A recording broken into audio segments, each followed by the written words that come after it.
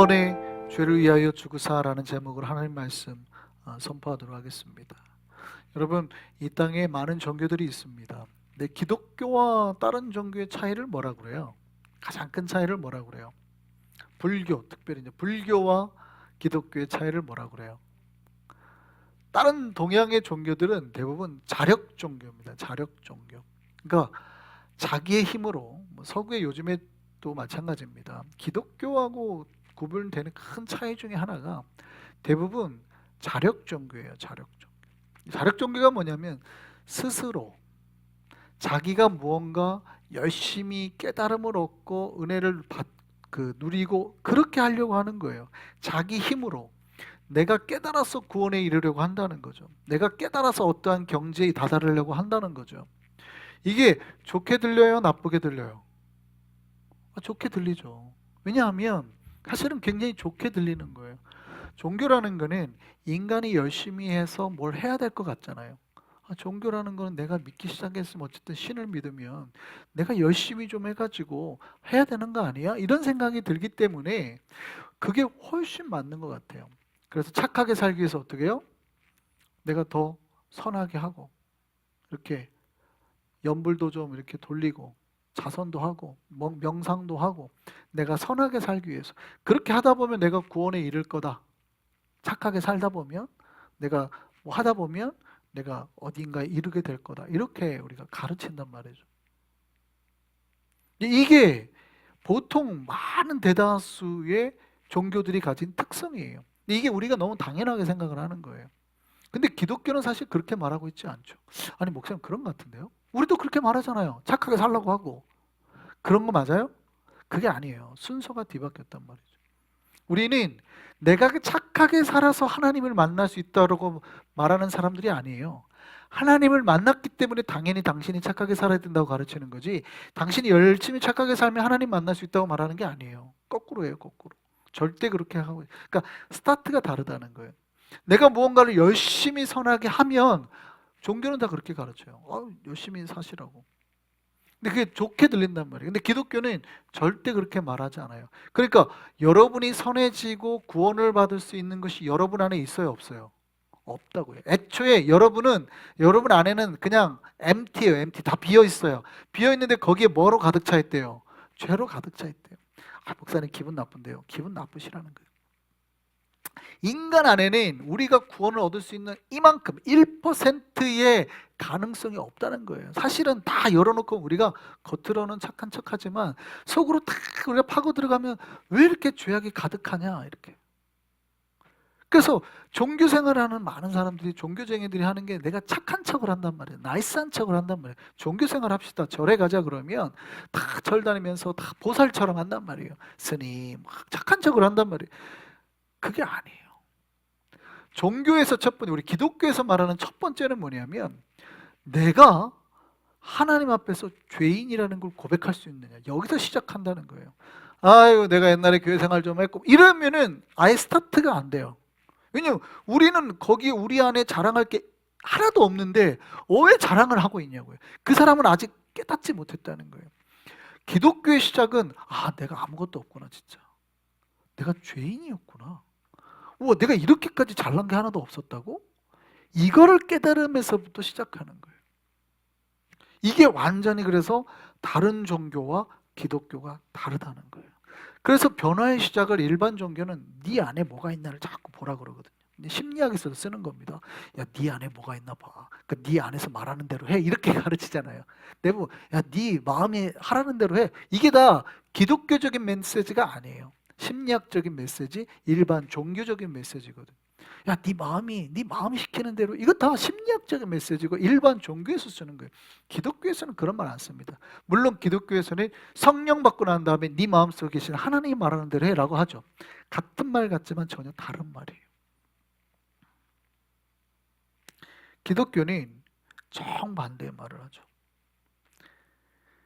내 죄가, 물론 스타트도 내가 스타트한 게 아니에요. 내가 죄를 범한 것도 내가 아니에요.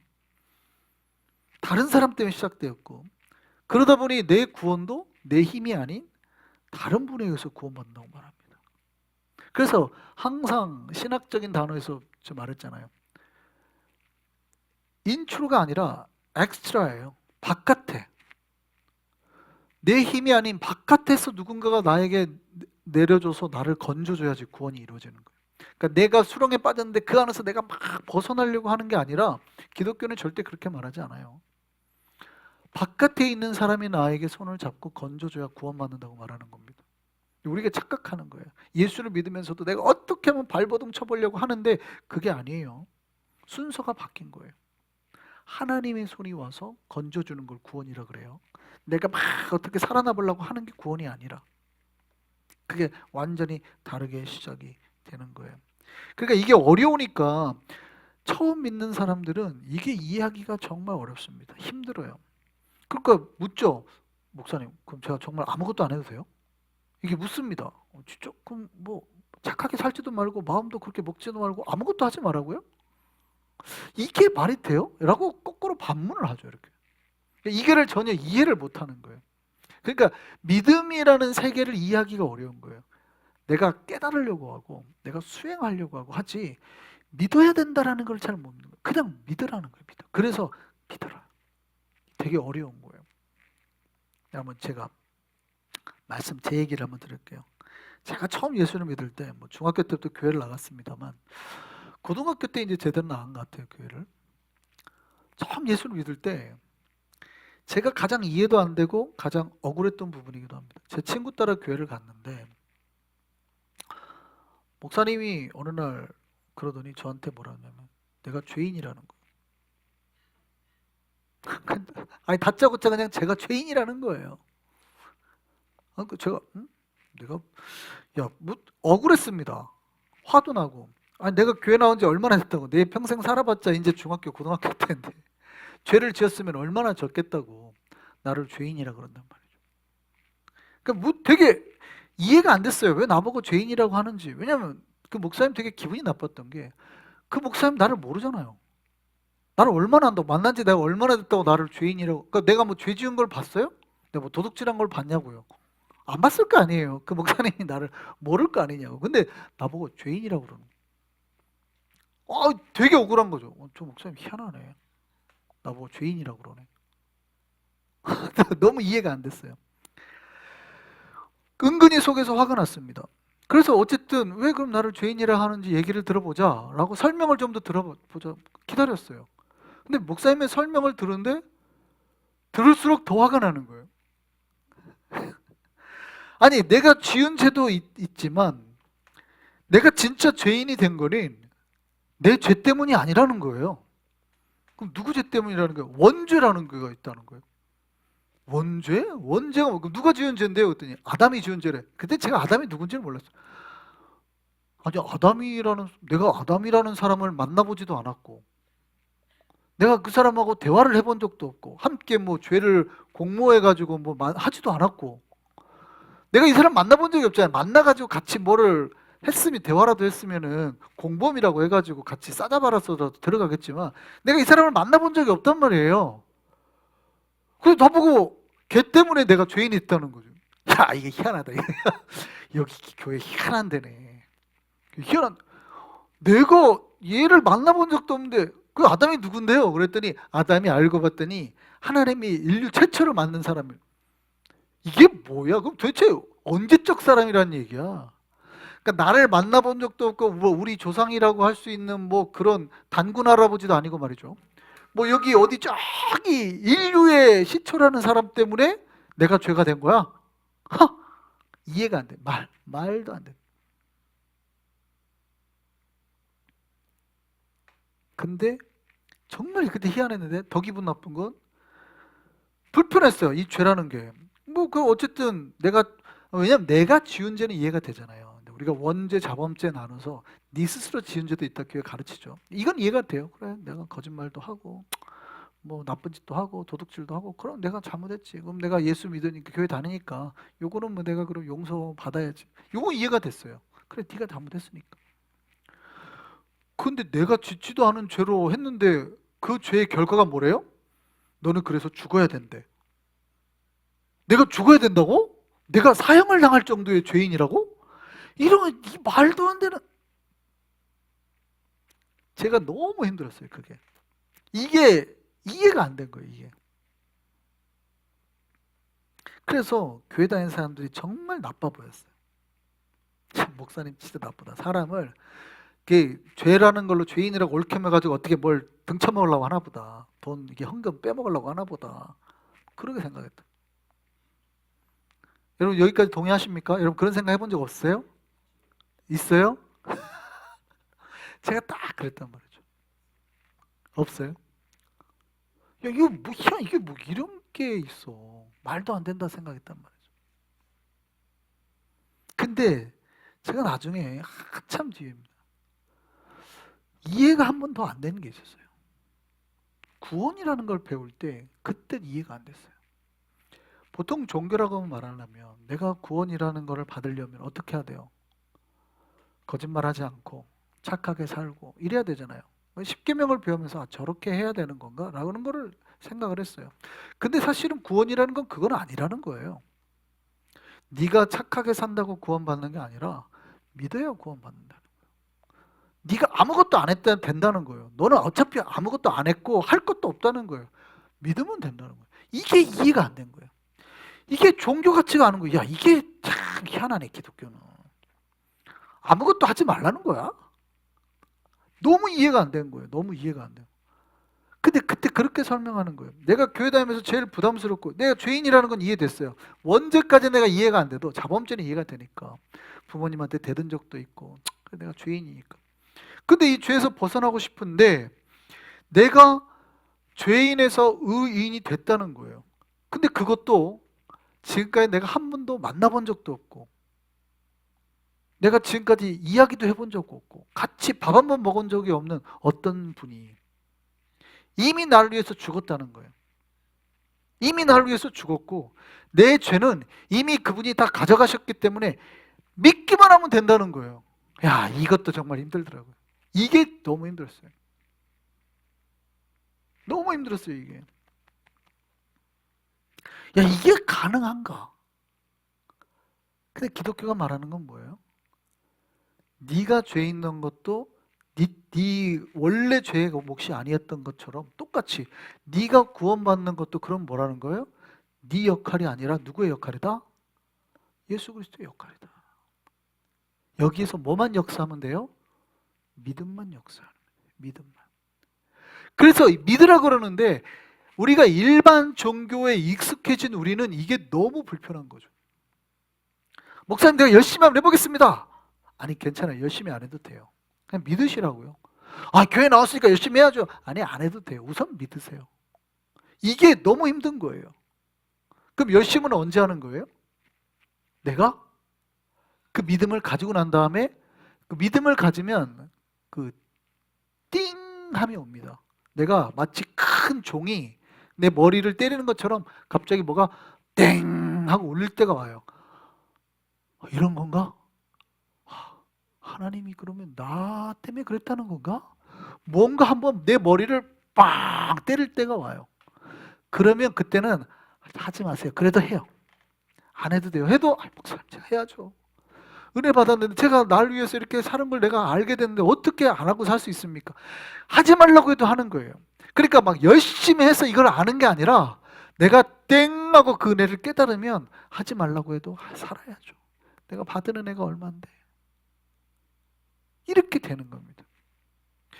같아 보여도 열심히 하는 모습은 같아 보여도 전혀 다른 메커니즘이라는 거예요.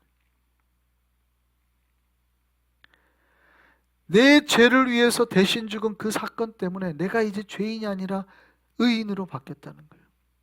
한 사람으로 인해서 모든 인류가 죄인이 되었지만 또 다른 한 분으로 인해서 모든 사람이 은혜를 누리고 구원을 받게 됐다는 거예요.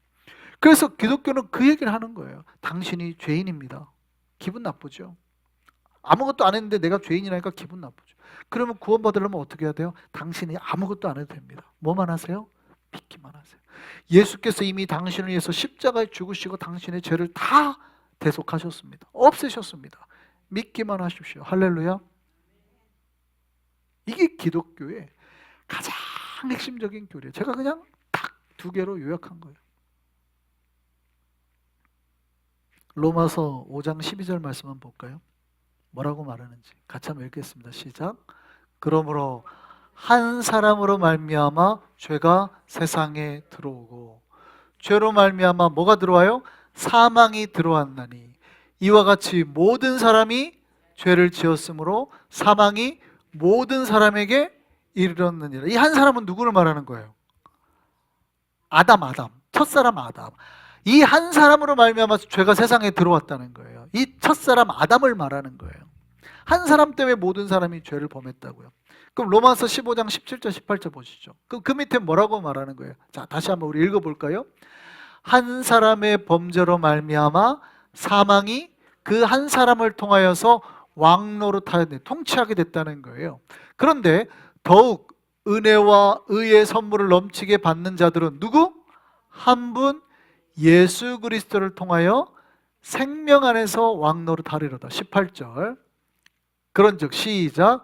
그런즉 한 범죄로 많은 사람이 정죄에 이른 것 같이 한 의로운 행위로 말미암아 많은 사람이 의롭다 하심을 받아 생명에 이르렀느니라. 다른 한 명은 누구를 말하는 거예요? 예수 그리스도. 그래서 우리가 고린도전서 15장을 보면 첫사람 아담이 있는데 마지막 아담이 있다 그런단 말이죠. 그 마지막 아담이 누구래요? 예수 그리스도. 그래서 그 밑에 보면은 첫째 사람, 고린도전서 15장 45절에 그 얘기하는데 그 밑에 보면 이렇게 돼 있어요. 첫 아담이 있고 그 다음에 둘째 사람이 있다. 이 둘째 사람의 은혜로 우리가 구원을 받았다. 이 둘째 사람이 누구예요? 예수 그리스도.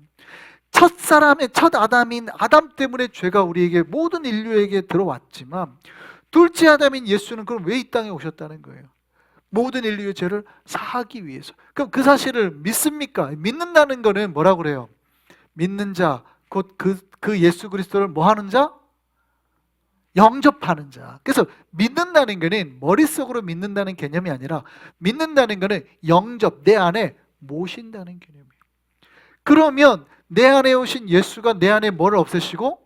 죄를 없애시고 내 안에 뭐만 가득했다는 거예요? 예전에는 죄만 가득했는데 그래서 바깥에서 예수가 내 안에 들어오셔야 된다는 거예요. 기독교의 구원은 내 안에 원래 있었던 게 아니라 바깥에 계신 믿는다는 개념은 바깥에 계신 예수를 내가 내 마음속에 영접한다는 거예요. 모신다는 거예요. 그러면 그 예수가 그때부터 우리 안에 알아서 거룩하고 선한 일을 시작하게 하시고 내 말도 바꾸시고 생각도 바꾸시고 삶도 바꾸시고 섬기게 하시고 거룩한 일을 하게 하신다는 거예요. 할렐루야. 이게 기독교의 복음이에요. 어려워요, 사실은. 우리가 일반 종교의 그 프레임을 가지고 있으면 이걸 이해하기가 어려운 거예요. 그냥 일반 종교는 처음부터 1단계, 이제부터 한 단계 시작합시다. 차근차근 해갖고 내가 꾹 쌓아가는 것 같지만 기독교는 그냥 처음부터 위에를 말해요. 너는 그냥 죄인이고 그러나 이미 이 죄는 예수 그리스도에서 해결됐고 이렇게 간다.